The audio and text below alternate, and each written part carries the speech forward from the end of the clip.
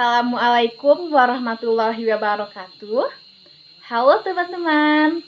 Perkenalkan, nama saya Tria Rafika Wahyuni, NIM A1D118105 dari Ruang 5 semester 4. Di sini saya akan menjelaskan tentang dampak iptek bagi berbagai aspek kehidupan manusia.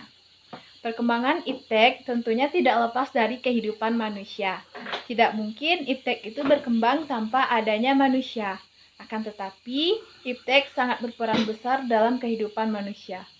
Perkembangan iptek ini pun seakan-akan menjadi faktor dominan dalam perkembangan konstelasi dunia seperti sekarang ini. Hal ini merupakan tantangan bagi kita semua untuk dapat mengembalikan iptek dalam peranan pengabdian bagi kehidupan manusia. Seperti bagaimana iptek dikembangkan, diarahkan, dan dikendalikan untuk menunjang kesejahteraan manusia. Iptek ini pun tentunya memiliki dampak positif dan negatif bagi kehidupan manusia. Yang pertama, ada dampak positif dan negatif iptek di bidang teknologi komunikasi. Yaitu, 1.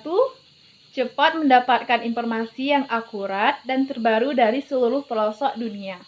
Yang kedua, dapat berkomunikasi dengan keluarga, kerabat, dan teman-teman yang berada sangat jauh. Yang ketiga,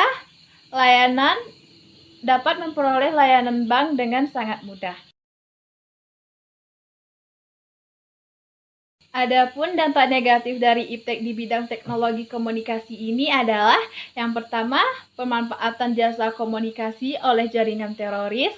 Yang kedua, penggunaan informasi situs tertentu yang terdapat di internet yang bisa disalahgunakan oleh pihak tertentu untuk keuntungan pribadi ataupun kelompok tertentu. Ya, selanjutnya itu ada dampak positif dan negatif iptek di bidang pendidikan. Nah, yang pertama itu ada sumber belajar yang lebih mudah untuk didapatkan, seperti buku sekolah elektronik atau BSE. Yang kedua itu pembelajaran yang menjadi semakin bervariasi, seperti dengan menggunakan infokus. Adapun dampak negatifnya yaitu kerahasiaan yang alat tes semakin terancam.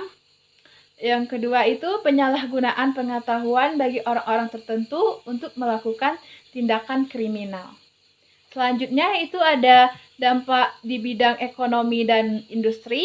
Yang dampak positifnya yang pertama, pertumbuhan ekonomi yang semakin tinggi. Yang kedua, terjadinya industrialisasi, produk dunia industri semakin meningkat. Yang ketiga, terjadinya pengangguran, tenaga kerja yang dibutuhkan memiliki kualifikasi tertinggi untuk mengisi posisi yang sesuai dengan kebutuhan. Itu dampak negatifnya. Dampak negatif kedua ada sifat konsumtif manusia. Selanjutnya itu ada dampak positif dan negatif di bidang sosial budaya. Yang pertama, dampak positifnya terjadinya emansipasi wanita yang cukup besar. Yang kedua, meningkatnya kepercayaan diri. Yang ketiga, tekanan atau kompetisi yang tajam berbagai aspek kehidupan sebagai konsekuensi globalisasi akan melahirkan generasi yang disiplin, tekun, dan pekerja keras. Namun dampak negatifnya ada kemerosotan moral di kalangan warga masyarakat. Yang kedua, menurunnya rasa kebersamaan dan persatuan atau kenakalan dan tindak menyimpang dari kalangan remaja. Yang ketiga, pola interaksi antar manusia yang berubah. Yang selanjutnya atau yang terakhir itu ada di bidang kesehatan.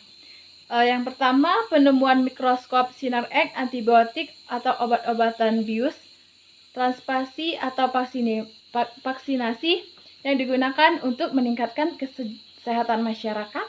Yang kedua, penemuan alat-alat pengganti seperti organ tubuh yang sudah rusak.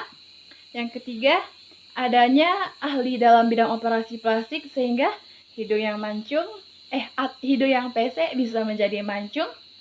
Yang keempat, penemuan tentang tata menu makan setiap hari.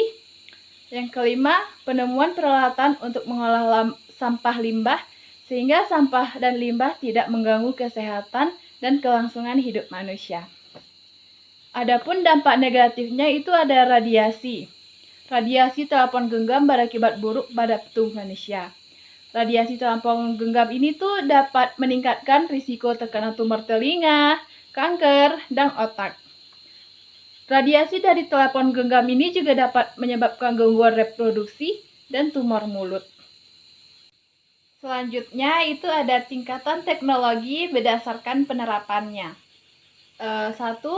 Teknologi tinggi, yaitu teknologi yang dikembangkan dari hasil ilmu pengetahuan seperti komputer, bioteknologi, laser, dan sebagainya. Yang kedua itu ada teknologi media, yaitu teknologi yang biayanya tidak terlalu besar dan tidak memerlukan pengetahuan baru, karena teknologi ini bersifat rutin.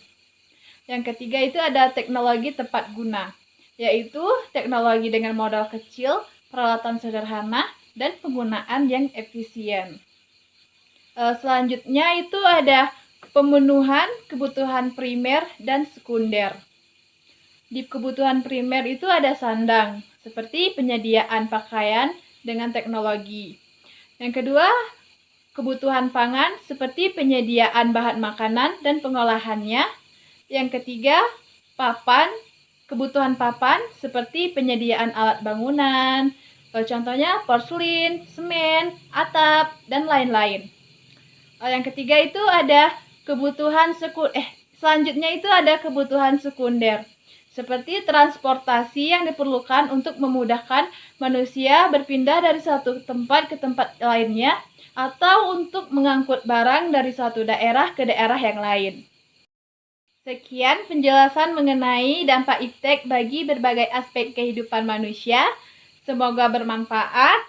Jangan lupa like, comment, and subscribe. Terima kasih sudah menonton. Wassalamualaikum warahmatullahi wabarakatuh.